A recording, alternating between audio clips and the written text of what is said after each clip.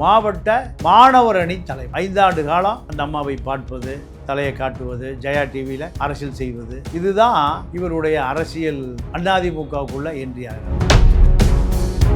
கொள்ளையடிப்பது எப்படி? டாக்டரேட் வாங்க சொன்னா வாங்கிடுவேன். மகா நடிகர், அரசியல்ல எப்படி நடிக்கணும், எப்படி அடுத்தவனை கவுக்கணும், இத பெரிய தேர்ந்த நபர் தான் இவர். மெரிபா பன்னீர் சோடா, ஐ ட்ரஸ்ட் மெரிபா. சர்மிளான்னு பேர், தங்க கட்டியா மாத்தி கொடுக்கும். 500 கோடி ரூபாய்க்கு கேரளா, துபாய் தொடர்புகளை பயன்படுத்தி 500 கோடி ரூபாய்க்கு இந்த மாதிரி தங்கம் வாங்கி.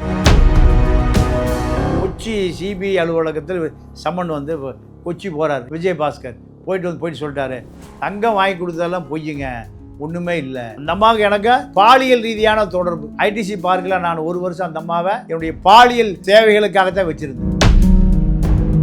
கொசு மருந்து அடிக்கிறது வருஷம் 350 கோடி ரூபாய் கான்ட்ராக்டர். இவரே பினாமியா ஒரு நிறுவனத்தை உருவாக்கி வருஷம் 350 கோடி ரூபாய கொசு அடிக்கிறார் இல்லையா, பணத்தை பூரா அடிச்சிடுறது. நீங்க இவரை விசாரிச்சா தமிழ்நாடுடைய 10 லட்சம் கோடி கடனை இவருடைய 1 லட்சம் கோடி இருக்கு. இந்த மணல் மாஃபியா பல லட்சம் கோடிகள் கொள்ளையடிச்சு உயர் நீதிமன்றமே 900 கோடி ரூபாய் பயன்பட சொல்லியிருக்கு. இவருடைய சொத்து மதிப்பு என கேட்டா விஜய் மட்டும் ஒரு அப்பாயின்மெண்ட் கிடைச்சுன்னு வச்சுக்கோங்க. யாரு? விஜயபாஸ்கர். ஒரு 5 நிமிஷம் பேசுறதுக்கு மட்டும் வாய்ப்பு கிடைச்சுன்னு வச்சுக்கோங்க. அம்பானியும் ராஜீவ் காந்தி சந்திச்ச கதை தெரியுமா? அதே மாதிரி ஆயிரும். அடுத்த நாள் காலையில பனையூர்ல நம்பர் 1 யார் இருப்பா? விஜயபாஸ்கர் தான். வணக்கம். முன்னாள் அமைச்சர், ஹெல்த் அமைச்சராக இருந்தவர், விராலிமலை தொகுதியினுடைய அமைச்சர் விஜயபாஸ்கர் அவர்கள் இப்போ ரீசெண்டாக பல்வேறு விஷயங்கள் நடக்குது. சிவி சண்முகம் தரப்பில் இருக்கிறாரு, மற்றவங்கெல்லாம் எஸ்பி வேலுமணி எல்லாம் வந்து எடப்பாடி பழனிசாமி சந்திச்சு ரிட்டர்ன் போயிட்டாங்க. ஆனால் ஹெல்த் விஜயபாஸ்கர் அவர்கள் வந்து இன்னமும் வந்து எடப்பாடி பழனிசாமி பக்கம் வருவாரா அல்லது மீண்டும் தாவேக்க போகிற போகிறார் அப்படின்ற மாதிரிலாம் செய்திகள் போடுறாங்க. முதல்ல ஸ்ரீ விஜயபாஸ்கர் அப்படிங்கிறவர் யார், அவருடைய பின்னணி என்ன? இல்லை, விஜயபாஸ்கருடைய அப்பா ஒரு அதிமுக தொண்டர். இந்த அதிமுக தொண்டரை ஒரு ஊழல் செய்த வழக்கில், அதாவது சீட்டு பிடிக்கிறார், சீட்டு பிடிச்சி ஊரை ஏமாத்துறார். அவங்க அப்பா அந்த கிராமத்திலிருந்து அடித்து விரட்டுறாங்க. அந்த கிராமத்திலிருந்து விரட்டப்பட்டு எங்கே வந்து சேர்றாருன்னா விராலிமலையில் வந்து செட்டில் ஆகிறார். புதுக்கோட்டையில் வந்து செட்டில் ஆகிறார். விராலிமலை அப்புறம் புதுக்கோட்டையில் செட்டில் ஆகி சின்ன சின்ன வேலைகள், அந்த பஞ்சாயத்து போட வேலை, அதாவது சாக்கடை கட்டுவது, தண்ணீர் தொட்டி கட்டுவது, இந்த மாதிரி வேலை எடுத்து அதிமுக அடையாளத்தோடு இவர் பயணம் செய்கிறார். மகனை மெடிக்கல் காலேஜில் எங்கள் சிதம்பரம் அண்ணாமலை யூனிவர்சிட்டியில் சேர்த்துறார். மகன் அங்கே படிச்சுட்டு இருக்கிறான்.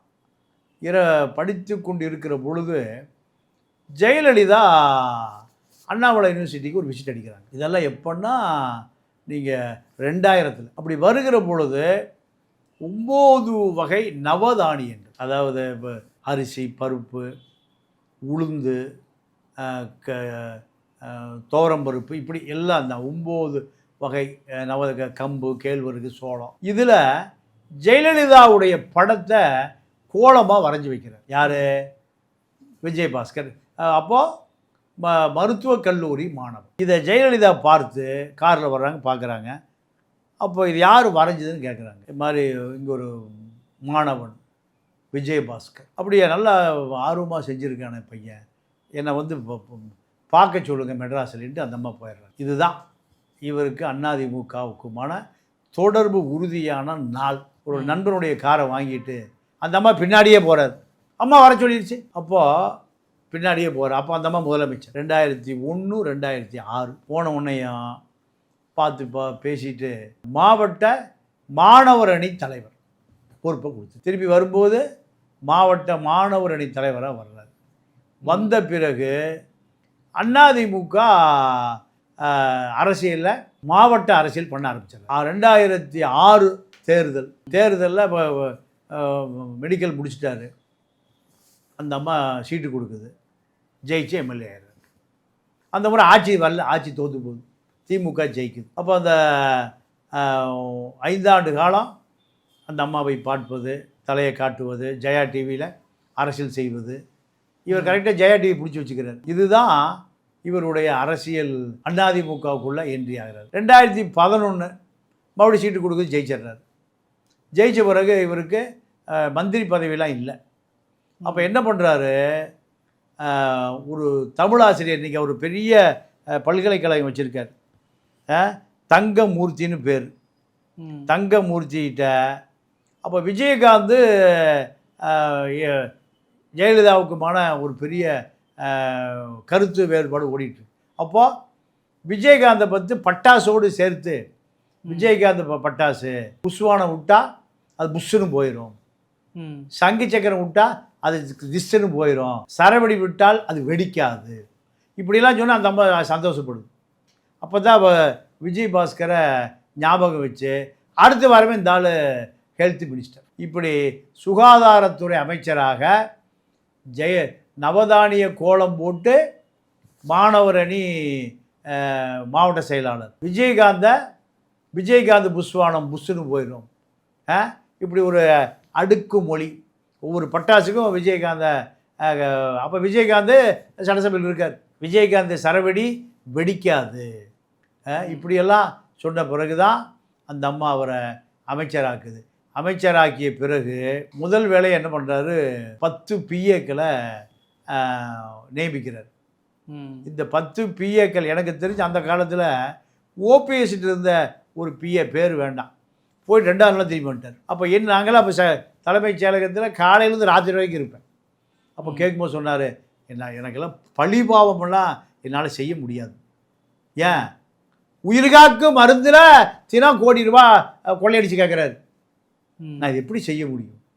அதை பேரை ஓபிஎஸ்கிட்ட பிஏவாக இருந்த ஒருவர் விஜயபாஸ்கர் போய் 2ஆவது நாள் திரும்பி வந்துட்டார். ஏன் கொள்ளையடிப்பது எப்படி? டாக்டரேட் வாங்க சொன்னால் வாங்கிடுவார், டாக்டரேட் வாங்க சொன்னால் வாங்கிடுவார். இப்படி அதாவது மகா நடிகர், அரசியலில் எப்படி நடிக்கணும், எப்படி அடுத்தவனை கவுக்கணும், இதை மிகப்பெரிய தேர்ந்த நபர் தான் இவர். இப்போ புதுக்கோட்டையில் இவர் அமைச்சரான காலத்தில் ஒரு பெரிய கான்டாக்ட் இருந்தார், ஜின்னாவுடைய அப்பா பேர் சுல்தான். புதுக்கோட்டையில் இருக்கிற அரசு கட்டிடங்கள் பூரா அவங்க தான் கான்ட்ராக்ட். கலெக்டரேட் உட்பட புதுக்கோட்டை மாவட்டத்தில் ஒரு தரமான கட்டடம், ஒரு குறைந்த கமிஷன், குறைந்த லாபம். ஏன்னா குறைந்த லாபம் குறைந்த கட்டடம்னா ஒரு 50 வருஷம் இன்னும் அதே கட்டடம் இருக்குது, அப்போ தரமாக இருந்தால் தானே இருக்கும். அவரை கூப்பிடுறாரு விஜய் பாஸ்கர், நீ எனக்கு பினாமியார், நான் உனக்கு இந்த மாவட்டத்தில் நடக்கிற எல்லா கட்டடங்களும் உனக்கு தான் நான் வாங்கி தரேங்கிறார். இதுக்கு நடுவில் சுல்தான் இறந்துடுறாரு. சுல்தானுடைய மகன் ஜின்னா ஒரு பல 100 கோடிக்கு கட்டடம் கட்டக்கூடிய வசதி படைத்த குடும்பம். ஏன்னா 2 தலைமுறை இருக்காங்கல்ல. இவர்கிட்ட வந்த பிறகு இவர் இப்போ புதுக்கோட்டையில் இருக்கிற மாவட்ட ஆட்சியார் அலுவலகமே இவர் காலத்தில் கட்டப்பட்டதான். 200 கோடி ரூபா, 50 கோடி ரூபா மொத்தமாக அதில் எடுத்துக்கிறார். இப்போ அதை வந்து யார் சொல்கிறா, ஜின்னா சொல்கிறார். 50 கோடி ரூபா மொத்தமாக எடுத்து வாங்கிட்டு போயிட்டார். இப்போ அத்தனை கட்டடங்களும் யாருக்கு வந்துடும், ஜின்னாவுக்கு வந்துடும். ஆனால் கட்டடம் முடிவதற்கு முன்பே 40% யாருக்கு போயிடணும், விஜய் பாஸ்கருக்கு. இப்படி பல 100 கோடி ரூபா கட்டடம் கட்டப்பட்டதில் இது ரெய்டு வந்துருச்சு. என்ஃபோர்ஸ்மெண்ட் ரெய்டு வந்த பிறகு அத்தனை ஜின்னா சுல்தான் தான் பண்ணாருன்னு அத்தனை 2 பேரையும் தான் பொறுப்பாக்கிட்டு இவர் எந்த வழக்கிலையும் இல்லை. இந்த கவலையிலேயே சுல்தான் இறந்து போயிட்டார். ஜின்னா இப்போ தலைமறைவு. பல 100 கோடி ரூபாய் சொத்து இருந்து இதெல்லாம் விற்று என்ஃபோர்ஸ்மெண்ட்டுக்கு ஃபைன் கட்டி வழக்கு நடத்தி எத்தனை ஆண்டு காலம், 10 ஆண்டு காலம் வழக்கு நடத்தி அந்த குடும்பம் முகவரியே இல்லாமல் போனதுக்கு காரணம் விஜய் பாஸ்கர் தான். இதுக்கு நடுவில் ஷர்மிளான்னு ஒரு மலையாள பொண்ணு, அதாவது கேரளத்து பைங்கிலி, அந்த அம்மா ஒரு மருந்து கம்பெனியில் போலி மருந்தை விற்பதற்காக இவர்கிட்ட வருது. விஜய் பாஸ்கர் என்ன பண்ணுறாரு, அதை கொண்டு போய் சின்ன ஊட ஆக்கி ஐடிசி பார்க்கில் வச்சிடுறாரு. ஐடிசி பார்க்கில் அந்த அம்மாவுக்கு என்ன வேலைன்னா, இவர் கொடுக்குற அந்த பணத்தை கருப்பை அந்த அம்மா கேரளா, அந்த அம்மா ஒரு லாபிஸ்ட், ஷர்மிளான்னு பேர், தங்க கட்டியாக மாற்றி கொடுக்கணும். 500 கோடி ரூபாய்க்கு அந்த அம்மா கேரளா துபாய் தொடர்புகளை பயன்படுத்தி கேரளாக்காரன் பூரா நிறைய மலையாளி பூராமல் துபாயில் நிறைய இருக்காங்க. 500 கோடி ரூபாய்க்கு இந்த அம்மா தங்கம் வாங்கி கொடுத்து இவர் நீங்கள் அரசு காரில் அந்த அம்மா போகிறத நானே பார்த்துருக்கேன். அந்த அம்மா எனக்கே தெரியும். ஷர்மிளாவை இப்போ இவர் எனக்கு 500 கோடி ரூபாய்க்கு 10% 50 கோடி ரூபா கொடுக்கணும். வராத பத்திரிகையாளர் உலகம் இல்லை, ஏறி இறங்காத தொலைக்காட்சி நிறுவனங்கள் இல்லை, எல்லா ஆதாரத்தோடு எல்லா பேரும் யார்கிட்ட கட்டிங் வாங்கிட்டு இருந்தான்? விஜய் பாஸ்கர்ட்ட. என்கிட்டயும் அந்த அம்மா வந்தது. அப்போது இப்போ ஷபீர்னு ஒரு பத்திரிகையாளர் இருக்கார்ல, ஆமாம், அதாவது டைம்ஸ் நவ், அவரை எப்போ என்னை பற்றின அந்த செய்தி போட்டுறாத, உங்களுடைய குழு அப்படியே ஆஸ்திரேலியா போங்க, கங்காரு ஓட துள்ளி குதிங்க, இப்படி அனுப்பி விட்டு பல பேர் எங்கே போயிட்டு வந்தானுங்க? ஆஸ்திரேலியா சுற்றுப்பயணம். நமக்கு எவனும் அமிஜிக்கரை கூட ஆட்டோவில் கூட்டிகிட்டு போக மாட்டேங்கிறான். போயிட்டு வந்த பிறகு அந்த நிறுவனம் டைம்ஸ் நவ் ஷபீரை எங்கே அனுப்பிச்சு? குடும்பத்தோட கங்காரு குட்டியோட டான்ஸ் ஆடிட்டு வந்த ஷபீர் டைம்ஸ் நிறுவனம் நேராக ராயப்பேட்டை சந்திக்கு அனுப்பிடுச்சு. வேலை போச்சு. எவனும் வேலைக்கு சேர்த்துல. நேராக உன்னால் எனக்கு வேலை போச்சு, அதுக்கு நான் என்ன பண்ண முடியும்? நீ வேலையில் இருந்தால் தான் என்னை பற்றி அடிப்ப. இப்போ வேலையே போச்சு. யார் சந்தோஷப்பட்டது? விஜய் பாஸ்கர். அறிவு வேண்டாம் இந்த ஷபீருக்கு. இந்த பயலோட சேர்ந்து ஆஸ்திரேலியா கங்காரு குட்டி பார்க்க போகலாமா? இங்கே கழுத குட்டி தான் கிடச்சிது. இப்போ எவனும் சேர்த்த மாட்டேங்கிற வேலையும் போச்சு. இப்போ அலைகிறாரு. இப்படி பல பேரை தலையில் மண்ணள்ளி போட்டால் யார்? இந்த விஜய் பாஸ்கர். ஷர்மிளா நேராக போய் சிபிஐயில் வழக்கு புகார் கொடுத்து கொச்சி சிபிஐ அலுவலகத்தில் சம்மன் வந்து கொச்சி போகிறார். யார்? விஜய் பாஸ்கர். போயிட்டு சொல்லிட்டாரு, தங்கம் வாங்கி கொடுத்ததெல்லாம் பொய்யுங்க, ஒன்றுமே இல்லை. அந்த அம்மாவுக்கு எனக்கு பாலியல் ரீதியான தொடர்பு.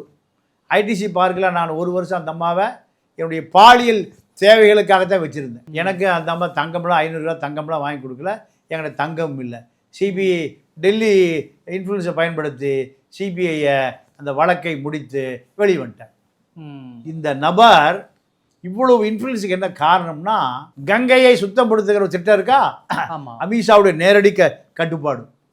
அந்த திட்டத்துக்கு நம்ம விஜய் பலாயிரம் கோடி எங்கே இருக்கு? சிங்கப்பூரில் முதலீடு செய்யப்பட்டிருக்கு.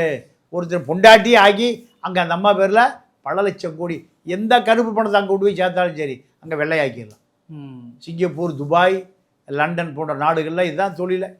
இப்போ ராமச்சந்திரன் தான் கங்கையை சுத்தம் பண்ணுகிற கான்ட்ராக்ட். யாருடைய மச்சான்? விஜயபாஸ்கருடைய மச்சான். அப்போ அமித்ஷா எப்போ வேண்டுமானாலும் நேராக பார்க்க முடியும். யார்? விஜயபாஸ்கர். சிபிஐ நடவடிக்கை எடுக்குமா? 500 கிலோ தங்கத்து கணக்கை கேட்குமா? இதுக்கு நடுவில் அண்ணாமலை இவரும் பார்ட்னர், குவாரி பார்ட்னர். நீங்கள் குவாரி மாஃபியா, செம்மண் மாஃபியா, மணல் மாஃபியா எல்லா அக்யூஸும் எங்கே இருக்கான்? புதுக்கோட்டை தான். ராமச்சந்திர ரத்னம் எல்லாம் அங்கே தான்.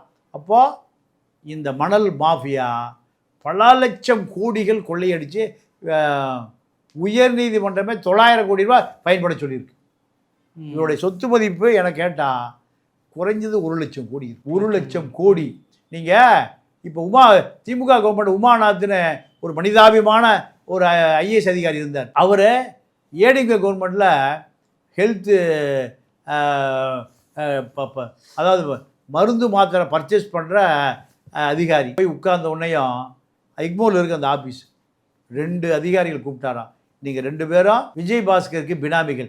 எந்த மருந்து கம்பெனியில் மருந்து வாங்கணும் ஆர்டர் போட நீங்கள் 2 பேரும் தான். மத்திய அரசு ஃபண்டு அப்பாவி மக்களுக்கு போகிறது. பூரா மைதா மாவுலேயே மாத்திரை செஞ்சு விற்கிறான் மருந்து கம்பெனி. பாவமா இல்லையாடா?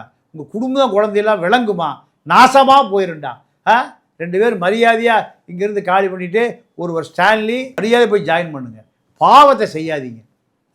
அப்போது பலாயிரம் கோடி ரூபாய்க்கு மருந்து மாத்திரை எங்கேருந்து வாங்குறது? போலி எக்ஸ்பிரியான மருந்து மாத்திரை. அதே போல் கொசு மருந்து அடிக்கிறது வருஷம் 350 கோடி ரூபாய் கான்ட்ராக்டர். இவரே பினாமியாக ஒரு நிறுவனத்தை உருவாக்கி வருஷம் 350 கோடி ரூபாயை கொசு அடிக்கிறார் இல்லையா, பணத்தை பூரா அடிச்சிடுறது. நீங்கள் இவரை விசாரித்தா தமிழ்நாடுனுடைய 10 லட்சம் கோடி கடனை இவர்கிட்டயே 1 லட்சம் கோடி செய்வார்களா? விஜய் இப்போ எங்கே போய் சேர போகிறாரு? விஜய் கட்சியில் சேருவதற்கு தயார் நிலையில் இருக்கார். அதை விட பெரிய விஷயம் என்னென்னா, சேகர் ரெட்டி இவரும் பார்ட்னர். அதிமுக காலத்தில் ஒட்டுமொத்தமான மணல் குவாரி, சவுடு மண், இது அத்தனையும் யார் கட்டுப்பாட்டில் இருந்தது? சேகர் ரெட்டி. சேகர் ரெட்டியை நீங்கள் ஜெயலலிதா சேகர் ரெட்டி கூட்டிகிட்டு போய் அறிவுப்படுத்துறாரு யார்? விஜய் பாஸ்கரமா? ஓபிஎஸ்க்கு தானே இருக்கு, இவருக்கு இருக்குமா? ஓபிஎஸ்க்கு தானே இருக்கு, இவருக்குமா? ஆமாம் ஆமாம் ஆமாம். அதாவது ஓபிஎஸ் பவர் குறைய குறைய சசிகலா மூலம் இவர் போய் சேர்ந்தார். அப்போ கேட்டாங்களா, எவ்வளோ அட்வான்ஸ் கொடுப்பாரு? நீங்கள் சொல்லுங்கம்மா, எவ்வளோ அட்வான்ஸ் தரேன்? ஒரு 100 கோடி கொடுக்க சொல்லு. 100 கோடி யார் பணம் கொடுத்தான்? விஜய் பாஸ்கர். ஒரு செகண்டில் 100 கோடி ரூபாய் கொடுக்கக்கூடிய அளவுக்கு ஊரை விட்டு தப்பி ஓடிய விஜய் பாஸ்கர் அப்பா மகனை மெடிக்கல் காலேஜில் சேர்த்து இப்போ பணம் கட்ட முடியாமல் திருப்பி அனுப்பிய விஜய் பாஸ்கர் ஜெயலலிதாவுக்கே 100 கோடி. அதை விட ஆர்கே நகரில் டிடிவி தினகரன்னார்ல, ஆர்கே நகர் செலவு கூட இவர் தான். சிபிஐ அவர் வீட்டில் ரேடு நடந்துச்சு. ஆமாம். அப்போது இத்தனை அமைச்சர் இருக்காங்க, யாரும் செலவு பண்ணல. யார் செலவு பண்ணுறான்? ஊழல் அதிகமாக நடக்கிறது எங்கே? சுகாதாரத்துறையில். அப்போது கூப்பிட்டு, நீ தான் நிறைய திருடி இருக்க, 100 கோடி செலவு. பிடபிள்யூ விட, ஹைவேஸை விட, மின்சாரத்துறையை விட எதில் ஊழல்? இதெல்லாம் இவனுக்கு குடும்பமெல்லாம் விளங்குமான்னு மட்டும் பாருங்க. அப்பாவி மக்கள் எதை வாங்கி தின்றுருப்பான்? நோய்க்கு மாத்திரை மருந்தை பூரா வாங்கி தின்றுருப்பான். ஏதாவது வேலை நடந்த நோய் போயிருக்குமா? ஊழலே அதிகமாக ஹெல்த்தில் தான். இந்த ஆளுக்கு எப்பவுமே 500 இருக்கும் பிபி. அவ்வளவு பிரச்சனை. பிபியை குறைச்சிக்கணும்னா ஐடிசி பார்க்கு சர்மிளாட்ட போயிடுறது. இந்த நபர் அந்த மாதிரி அரசு காரில் போகும், 500 கோடி ரூபாய் தங்கம் வாங்கி கொடுத்து. இதெல்லாம் யார்? நீங்கள் அண்ணாமலை இவர் குவாரி பார்ட்னர். அமித்ஷாவோட கங்கை சுத்தம் பண்ணுகிற இடத்துல 2வது பொண்டாட்டி, சிங்கப்பூர் பொண்டாட்டியுடைய அண்ணன் தான் கான்ட்ராக்டர். இவர் தான் கான்ட்ராக்டர். இங்கே திருடிய பணத்தை எங்கே கொண்டு கங்கை சுத்தம் பண்ணுறாரு. அப்போது இவ்வளவும் அதிமுகவுக்கு தெரியும், திமுகவுக்கு தெரியும். இப்போ யாருக்கு தெரியும்? விஜய்க்கு தெரிஞ்சிருக்கு. இவ்வளோ பெரிய அலிபாபாவும் 40 திருடர்களா? அதனால தான் குவாரியில் முழுக்க மூட சொன்னது. குவாரியில் வரக்கூடிய பணங்களை நிறுத்தினால் திராவிட இயக்கம் ஒழிக்கப்படும். டாஸ்மார்க்கு குவாரி ரெண்டே நிறுத்தினீங்கன்னா பல பேர் அரசியல் விட்டே போயிடும். பல திமுகன்னா இப்போ மதுரை மூர்த்தி யார்? ஒரு குவாரி ஓனர். மதுரையில் இவர் குவாரி நடத்தினா அவரு காப்பாற்றுவார். யார்? உதயகுமார். மதுரை மேலூர் திருச்சி சீர்காழி சிதம்பரம் பஸ்ஸில் கேவலமாக நான் சொல்லலை. இப்படி இருந்தவர்கள்ட்ட பலாயிரம் கோடி எப்படி வந்தது? அப்போ இதெல்லாம் மருந்து. நீங்கள் பிடபிள்யூவில் திருடி விழுங்க, ஹைவேஸை ஏமாற்றுங்க, இது மருந்து மாத்திரை, உயிர்காக்கும் மருந்து இல்லையா? இதை பூரா எக்ஸ்பிரியான மருந்து, டூப்ளிகேட் மருந்து, பலாயிரம் கோடி. இப்போ இந்த 2 அதிகாரிகளை நீங்கள் ஐஸ் பாரில் படுக்க வச்சிங்கன்னா உண்மை பூரா வரும். செய்வீங்களா? செய்ய மாட்டீங்க. அப்போது திமுக திருடுவதை அதிமுக வேடிக்கை பார்க்கும், அதிமுக திருடுவதை திமுக வேடிக்கை பார்க்கும். இப்போ தாவேக்கால இணைய போறதா சொல்லிட்டு இருக்காங்க. இணைவாரா? என்ன நடக்கும்? உள்ளூர் தாவேக்கா பூரா குடி பிடிக்கிறான். இந்த அலிபாபாவும் 40 திருடர்களும் தலைவனான இந்த ஆள் தான் தலைவன். இவர் சேர்த்த வேண்டான்னு எங்கே புதுக்கோட்டையில் அத்தனை தாவேக்கா காரம்பு குடி பிடிக்க ஆரம்பிச்சிட்டோம். சேர்த்தவே வேண்டாம், நீங்கள் அவரை சேர்த்தீங்கன்னா நாங்கள் எங்களை வேற. நீங்கள் அந்த ஆள் ஒரு கட்சிக்காரன் கூட இது வரைக்கும் வளர விடலை. புதுக்கோட்டையில் 6 தொகுதி எடப்பாடி 6 தொகுதி கொடுக்குறாரு. ஆனால் இவர் ஒருத்தர் மட்டும் ஜெயிச்சு போகிறார். சண்முகம் அவர் மட்டும் ஜெயிச்சு போகிறார். வேலுமணி அவர் மட்டும் ஜெயிச்சு போகிறார். எடப்பாடி எப்போ நீங்கள் 18 பேரை கூட்டிகிட்டு வருவீங்கன்னு பார்த்தா 6 பேர் வந்திருக்கீங்க. மற்ற அவன் மந்திரி கேட்பான்ல, அவன் வளர்ந்துருவான், அவன் உங்களுக்கு நெருக்கமாயிருவான். எல்லாம் எங்களுக்கு அடிமையாக தான் இருக்கணும். அப்போது விஜய் பாஸ்கரை பொறுத்த வரைக்கும் அதே போல் மருத்துவமனை தமிழ்நாடு முழுக்க கிளீனிங் ஏஜென்சி பல கோடி ரூபாய்க்கு இவர் தான் பினாமி எடுத்திருக்கார். இவர் தான். அதே போல் மருத்துவமனையில் சவராக ஆப்ரேஷன் பண்ணி ஆள் இறந்துருவான், கை போயிடும். அப்போது புகார் வரும், மெயில் வரும், எங்கள் அந்த கமிட்டிக்கு வரும். அந்த கமிட்டியில் வந்தால் அந்த மருத்துவமனை தரப்புலேருந்து வந்து 1 கோடி 2 கோடி கொடுத்து அந்த ஃபைலை கிழிச்சு வச்சுட்டு போயிடுவோம். எல்லாம் யார் காலத்தில்? விஜயபாஸ்கர் காலத்திலையும் நடந்தது, மாசு காலத்திலையும் நடந்தது. இப்போ அமைச்சராக இருக்கிற நம்ம ஐஆர்எஸ் அதிகாரி அருண்ராஜ் இதெல்லாம் நடவடிக்கை எடுப்பாரா? இப்படி ஒரு கேள்வி இருக்கு. நீங்கள் கொரோனா காலத்தில் எந்த பில்லை போட்டாலும் யாரும் கேட்குற காலையில் மீடியா பூரா அவர் கட்டுப்பாட்டில் வச்சுக்குவார். மீடியா நீங்கள் செந்தில் பாலாஜி அதிமுக அமைச்சரவையிலிருந்து ஜெயலலிதாவால் நீக்கப்பட்டார். காரணத்தை சொல்கிறேன். கனிமொழியுடைய அரசு பிஆர்ஓ 2006-11 சங்கமன்னு நிகழ்ச்சி நடந்துச்சு அந்த அம்மா. அப்போ பிஆர்ஓவாக இருந்த ஒரு அதிகாரி தான் செந்தில் பாலாஜிக்கு பிஆர்ஓ. ஏன்? சன் டிவி இதன் மூலம் கட்டுப்படுத்தப்படுகிறது. சன் டிவியில் செந்தில் பாலாஜி ஊழலே வராது, கலைஞர் டிவியில் ஊழலே வராது. இது ஜெயலலிதாவுக்கு தெரியுது. கனிமொழி பியோ செந்தில் பாலாஜி பியாவா 2 பேர் தெருவுக்கு போன அந்த அம்மா அனுப்பிச்சி விட்டுச்சு. இப்போ அதே போல தான் விஜயபாஸ்கர் திமுகவோடு நெருக்கமாக இருப்பதற்கு என்ன காரணம்? பாஜகவோடு நெருக்கமாக இருப்பதற்கு என்ன காரணம்? தன்னை பற்றி ஊழலோ லஞ்சமோ லாவணியமோ மக்கள்கிட்ட வந்துடக்கூடாது. சபீர் எப்படி ஆஸ்திரேலியாவுக்கு போனார், அதே மாதிரி பல பேர் கனடாவுக்கு போயிருக்கான், லண்டன் போயிருக்கான், துபாய் போயிருக்கான். எந்த செய்தியும் வராது. சமூக வலைதளம் மட்டும் வரல, எந்த செய்தியும் மக்களுக்கு போய் சேருவதற்கு வாய்ப்பே இல்லை. அதாவது மணல் குவாரி மாஃபியா, மருத்துவத்துறை மாஃபியா, இப்படி மாஃபியாவில் நீங்கள் ஒரிஜினல் இட்டாலியில் மாஃபியா இருக்கான்ல, அவன்லாம் இவர்கிட்ட நீங்கள் ட்ரைனிங் எடுக்கணும். ஒரு காலகட்டத்தில் ஜெயலலிதாவே வருத்தப்படுகிற அளவுக்கு, சசிகலாவே வருத்தப்படுகிற அளவுக்கு அவர்களையெல்லாம் விட மிகப்பெரிய பொருளாதார தொடர்புகளை, பாஜக தொடர்புகளை உருவாக்கி கொண்டதுக்கு பிறகு தான் நீங்கள் சசிகலா, எடப்பாடி அத்தனை பேருமே இந்த மணல் மாஃபியாட்ட, மருந்து மாஃபியாட்ட சரண்டை. இப்போ ஒன்றும் இல்லை, விஜய் மட்டும் ஒரு அப்பாயின்மெண்ட் கிடைச்சுன்னு வச்சுக்கோங்க. யார்? விஜயபாஸ்கர். விஜய் நேரடியாக ஒரு 5 நிமிஷம் பேசுறதுக்கு மட்டும் வாய்ப்பு கிடைச்சுன்னு வச்சுக்கோங்க. அம்பானியும் ராஜீவ்காந்தி சந்தித்த கதை தெரியுமா? அதே மாதிரி ஆயிரும். அடுத்த நாள் காலையில் பனையூரில் நம்பர் 1 யார் இருப்பான்? விஜயபாஸ்கர் தான் இருப்பான். அதாவது இந்திரா காந்தி மரணத்திற்கு பிறகு அம்பானியை பார்க்க மறுத்து விட்டார் ராஜீவ்காந்தி, மிஸ்டர் கிளீன். அம்பானி போய் அமிதாப் பச்சன் வீட்டில் உட்காந்துக்கிறாரு. காலையில் 6 மணிலேருந்து ராத்திரி 12 மணி வரைக்கும். அப்போ கூப்பிட்டு சொல்கிறாரு, அமிதாப் பச்சன் தான் ராஜீவ்காந்தியுடைய மாப்பிள்ளை தோழர், சோனியா கல்யாணம் பண்ணும்போது. அப்போ ஒரு பெரிய தொழிலதிபர், உன்னை பார்க்கணும், நீ அப்பாயின்மெண்ட்டே தர மாட்டேங்கிறியா, பார்க்கணுன்னு வந்து உட்காந்துருக்காருப்பா, எப்படியாவது பாரு. இல்லையா, அவர் டாட்டா பிர்லா கோயாங்க எல்லாம் இவர் வரி வைப்பாளர், பெரிய மோசடிக்காரன், பார்க்கவே வேண்டாம் எங்களை சொல்கிறாங்கப்பா. யார் சொல்கிறான்? ராஜீவ்காந்தி. சரி, ஒரு 5 நிமிஷம் எனக்காக பாரு. கிளம்பி போகிறாரு. அப்போ சோனியாவுடைய பிஏ தான் ஜார்ஜ், அவர் டீல் பண்ணுறாரு. ஏப்பா நீ போய் பையனை பார்த்துக்கணும். அப்போ சோனியா, ராஜீவ் 2 பேரும் 5 நிமிஷம் அப்பாயின்மெண்ட் போகிறாங்க. போனோடனே ஒன்றும் சொல்லலை. உங்கள் அம்மா கொடுத்துட்டு போன 500 கோடி ரூபா என்கிட்ட இருக்குது, அதை கொடுக்கலான்னு தாயா உன்னை முட்டி பார்த்தேன், நீ பார்க்கவே மாட்டேன்ட்ட. எவ்வளவு? 500 கோடி. அப்போ தான் சோனியா, நான் பெரிய நல்ல மனுஷனாக இருக்காரையா, இவங்க பூரா ஏமாத்துக்காரன்னு சொன்னாங்க, வாங்க பின்னாடி எங்கே சாப்ஜி சாப்பிட்லாம், எங்கே சோனியா வீட்டுக்கு கூட்டிகிட்டு போயிட்டார். அப்போ எல்லாம் பார்த்து, அடா பாவி, இவ்வளோ நாள் காப்பாற்றுது, ஒரே நாள் ஒழிச்சு விட்டானடா. அப்போவே அங்கே அம்பானி ராஜீவ் வீட்டில் சோனியா பரிமாற சாப்பிட்டுட்டு இருக்காரு செய்தி தெரிஞ்சோடனே ஷேர் மார்க்கெட்டில் 1000 கோடி லாபம் வந்துருச்சான். எல்லா ஷேர்லாம் செட் பண்ணிட்டாரியா ராஜீவ் காந்தியை. இது வரைக்கும் செட் பண்ண முடியாமல் இருந்தார், இப்போ செட் பண்ணிட்டார். இவருடைய தொழில் என்ன தெரியுமா?